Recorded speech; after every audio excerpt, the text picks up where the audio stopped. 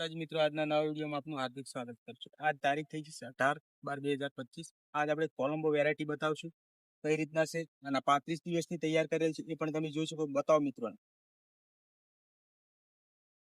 ઘણા ખેડૂત મિત્રો એવું કહેતા હોય છે કે અમારે કોલંબો તો ઝાડું બનતું જ નથી। આપ જોઈ શકો છો, 35 દિવસથી બતાવશો। આ છોડ આપ જોઈ શકો છો, સાઈઝ પણ તમે જોવો, થડ પણ તમે જોવો। આ રીતના થડ મજબૂત જ બનતું હોય છે। આપણે જેમ પુખરાજમાં બનતું હોય છે, બાદશાહમાં બનતું હોય, એ જ રીતના ઝાડ તૈયાર થતું હોય છે। આપ જોઈ શકો છો મિત્રો, આપ જુઓ। પણ એમને એ પ્રમાણે ખોરાક આપવો પડતો હોય છે। એ ખોરાક આપણે 35 દિવસમાં ચાલુ જ છે। હરેક એક પીતે 10 કિલો એરિયા આપી 70 ફુવારે આપણે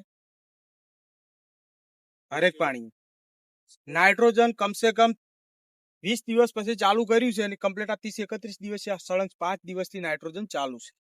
આ રીતના નાઇટ્રોજન હાલતું જ રહેવું પડતું હોય છે। તો છોડ પહેલા છે ને 35 દિવસ સુધી બુદ્ધિમાં થાય ને ત્યાં સુધી એને ખોરાક લેવાની તાકાત બહુ હોય છે, એટલે ખોરાક આપતું રહેવું પડતું હોય છે, તો જ ઝાડ આ રીતના બનતું હોય છે। આપ જોઈ શકો છો મિત્રો। હવે આપણે ફંગીસાઇડ નો સ્પ્રે પણ લઈએ, બોલી આપણે સાઈઝ જોઈ લેશું।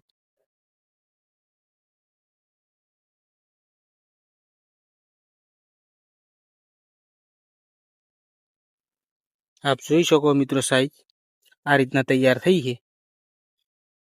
અત્યારે સ્પ્રે ચાલુ છે અને સ્પ્રે પછી કેવું રિઝલ્ટ મળે છે એમાં એનપીકે પણ આપણે લીધેલ છે, નાઇટ્રોજન, ફોસ્ફરસ ને કેલ્શિયમ, અને 3 કિલો સલ્ફર લીધેલ છે। એનું રિઝલ્ટ પણ આગળના દિવસોમાં જે પણ એ તમને વિડીયોમાં બતાવશું। અને કોલંબો સીડ માટે તૈયાર કરેલ છે, સ્પેશિયલ સીડ પર કામ કરે છે,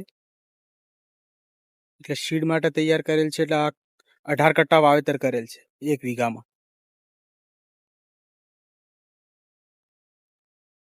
ક્વોલિટી આપ જોઈ શકો, સાઈઝ મીડિયમ કાઢવાની હોવાથી 18 કટ્ટાનું વાવેતર કરેલ છે।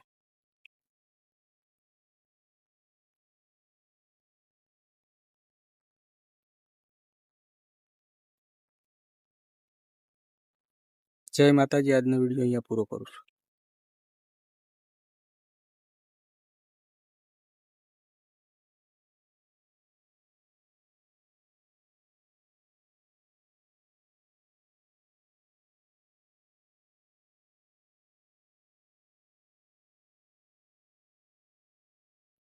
આ રીતના આપણે સ્પ્રે આપીશું ફંગીસાઇડનો, આપ જોઈ શકો છો મિત્રો।